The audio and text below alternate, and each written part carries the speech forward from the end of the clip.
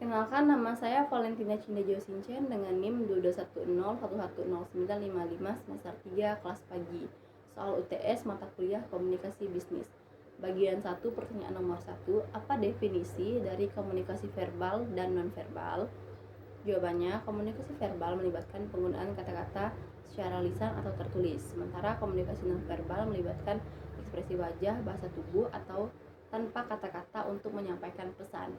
Pertanyaan nomor 2, bagaimana komunikasi nonverbal dapat mendukung atau mengkontradiksi komunikasi verbal? Jawabannya, komunikasi nonverbal dapat mendukung komunikasi verbal dengan menguatkan pesan yang disampaikan. Misalnya, ekspresi wajah yang ramah dapat memperkuat ucapan sopan.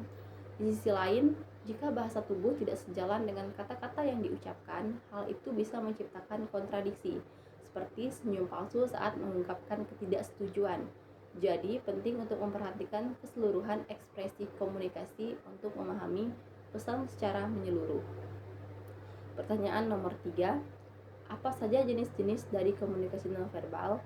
Jawabannya, jenis-jenis komunikasi nonverbal melibatkan bahasa tubuh, ekspresi wajah, kontak mata, gerakan tangan, postur tubuh, intonasi suara, dan ruang personal. Semua ini dapat mempengaruhi cara pesan diterima dan dipahami. Pertanyaan nomor 4, dalam konteks profesional, elemen komunikasi verbal atau nonverbal manakah yang paling berpengaruh?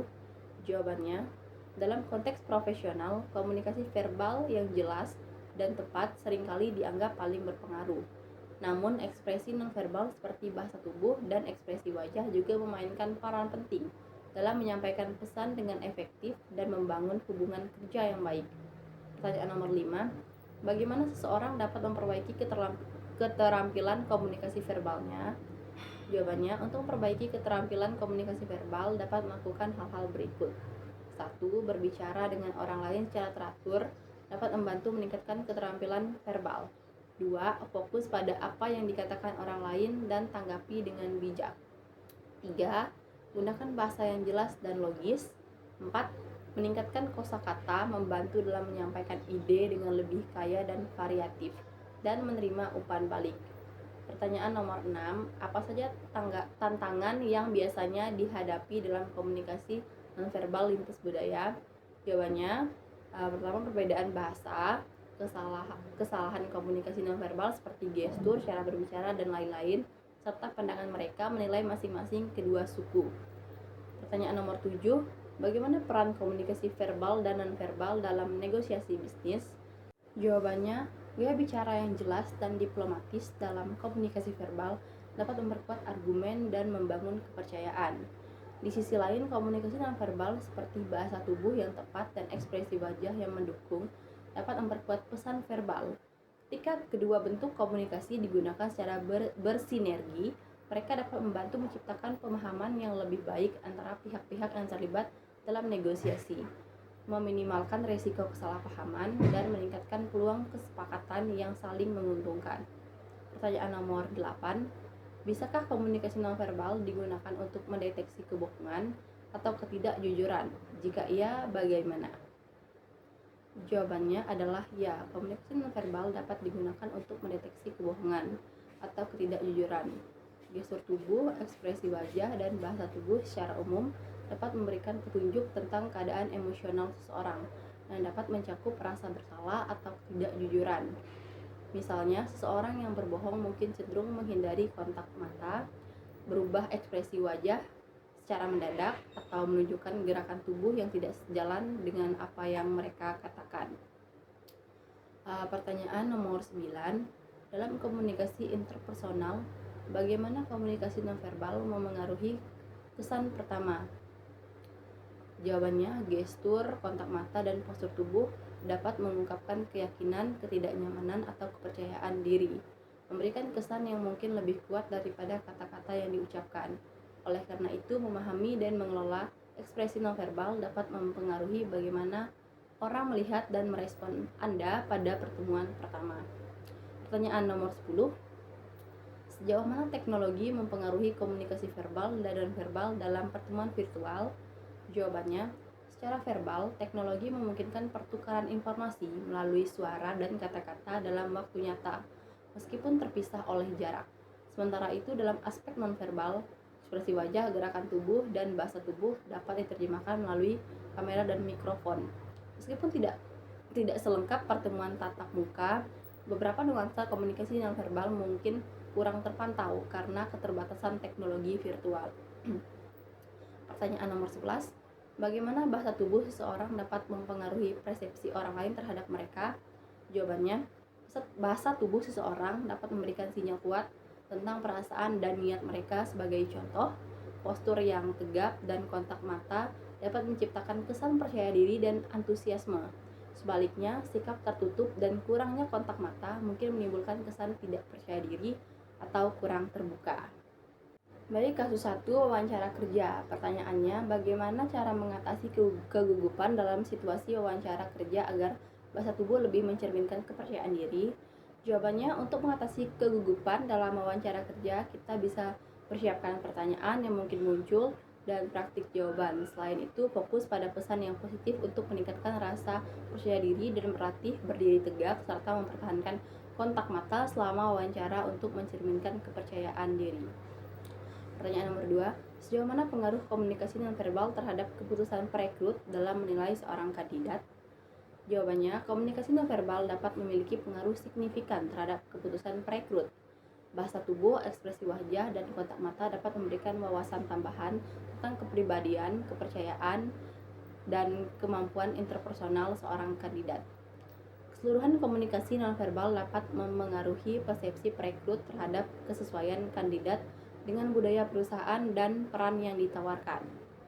Kasus 2, presentasi produk. Pertanyaan nomor 1, bagaimana pentingnya memilih kosakata yang tepat dalam komunikasi verbal saat mempresentasikan suatu produk?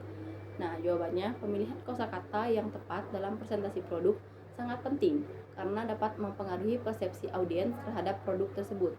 Kosakata yang jelas dan positif dapat meningkatkan pemahaman dan minat audiens, sementara kosakata yang ambigu atau negatif dapat menimbulkan keraguan.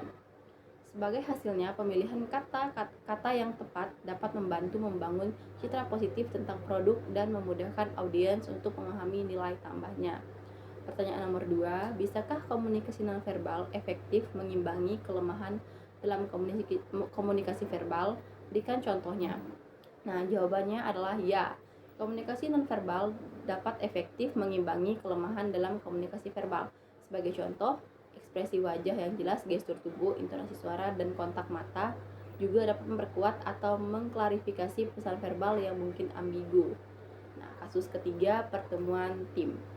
Pertanyaan nomor 1, apa dampak perilaku nonverbal pemimpin terhadap model dan motivasi anggota tim?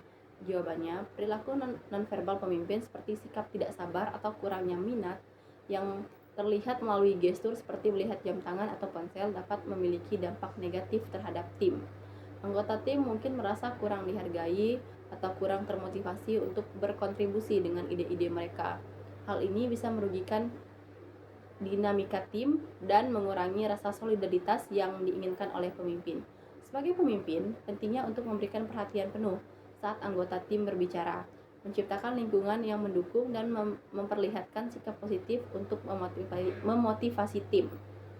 Pertanyaan nomor 2, bagaimana seorang pemimpin dapat memastikan bahwa komunikasi nonverbalnya selaras dengan pesan verbal yang ingin disampaikan? Jawabannya, seorang pemimpin dapat memastikan konsistensi antara komunikasi verbal dan nonverbal dengan memperhatikan sikap tubuhnya, mempertahankan kontak mata, dan menghindari tindakan yang menunjukkan kurangnya perhatian.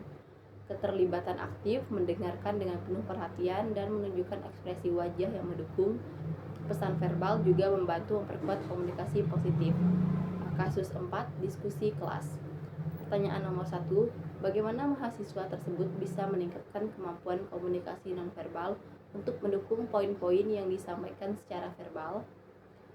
Jawabannya, untuk meningkatkan kemampuan komunikasi nonverbal, mahasiswa tersebut dapat mencoba fokus pada beberapa hal seperti pertama, membuat kontak mata dapat meningkatkan rasa keterlibatan dan percaya diri. 2, memperbaiki postur. 3, menggunakan gestur tubuh yang mendukung pembicaraan, terus mengurangi gerakan gelisah dan memastikan bahwa ekspresi wajah sesuai dengan konteks pembicaraan. Dan terakhir, responsif terhadap audiens. Pertanyaan nomor 2, dalam konteks akademis, mana yang lebih berpengaruh, komunikasi verbal atau nonverbal, dan mengapa? Jawabannya, dalam konteks akademis, komunikasi verbal dan nonverbal keduanya memiliki pengaruh penting. Meskipun informasi verbal yang disampaikan oleh mahasiswa dapat sangat mendalam, ekspresi nonverbal seperti kontak mata, postur tubuh, dan gestur juga memberikan kontribusi signifikan dalam menyampaikan pesan.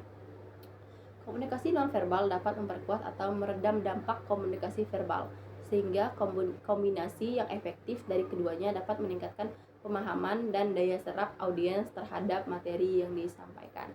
Baik, sekian dari saya. Terima kasih.